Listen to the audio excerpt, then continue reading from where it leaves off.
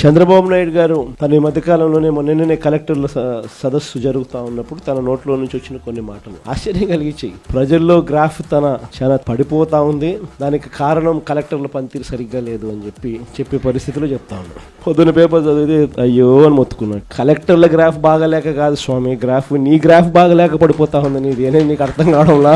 నీ హయాంలో నువ్వు వచ్చిన తర్వాత ప్రజలకు ఏదైనా మంచి జరిగిందా అని అంటే ఒకటే మంచి జరగల. చంద్రబాబు నాయుడు గారు ఈ 18 నెలల కాలంలో ఈ మార్చిలో తాను ప్రవేశపెట్టబోయేది 3వ బడ్జెట్. అంటే మొత్తం 5 బడ్జెట్లు ప్రవేశపెట్టే అవకాశం ఈ ముఖ్యమంత్రికైనా ఉంటుంది. అలాంటిది 3వ బడ్జెట్ ప్రవేశపెడతా ఉన్నాడు ఈ మార్చిలో. అంటే 2 బడ్జెట్లు అయిపోయినాయి, అంటే 2 సంవత్సరాలు అయిపోయినాయి. ఈ మార్చి వచ్చేసరికి 3వ బడ్జెట్ కూడా ప్రవేశపెడతా ఉన్నాడు. మరి ఈ 2 సంవత్సరాలు ఈ కాలంలో 2 బడ్జెట్లు ప్రవేశపెట్టి దాదాపుగా 2 సంవత్సరాలు అయిపోవస్తా ఉన్న ఈ కాలంలో ప్రజలకు ఏదైనా మంచి జరిగిందా అని అంటే బోర్డు సున్నా కనిపిస్తుంది. అంతవరకు ప్రజలకు అందుబాటులో ఉండే అన్ని స్కీములు రద్దయిపోయినాయి. మన ప్రభుత్వ హయాంలో టెన్షన్ గా ప్రతి నెల, బహుశా ఏ ప్రభుత్వంలో ఎప్పుడు జరిగిందేమో, ఏ నెల ఏ స్కీమ్ ఇవ్వబోతున్నాము, ఏ నెల ఏ బటన్ నొక్కబోతున్నాము అని చెప్పి ముందుగానే ప్రజలకి క్యాలెండర్ ఇచ్చి ఆ క్యాలెండర్ ను అమలు చేసిన పరిస్థితి బహుశా దేశ చరిత్రలో ఎక్కడ కూడా బహుశా జరిగిండదు. అలాంటి మన పాలన చూసి చంద్రబాబు నాయుడు గారు అవన్నీ చేయడమే కాకుండా ఏముంది జగన్ చేసే పని ఎవడైనా చేయొచ్చు, ఇంట్లో ముసలోళ్ళైనా చేయొచ్చు అని చెప్పి అన్నాడు. అవన్నీ చేయడమే కాకుండా నేను సూపర్ 6 సూపర్ 7 కూడా హామీలు అమలు చేస్తానని చెప్పిన వ్యక్తి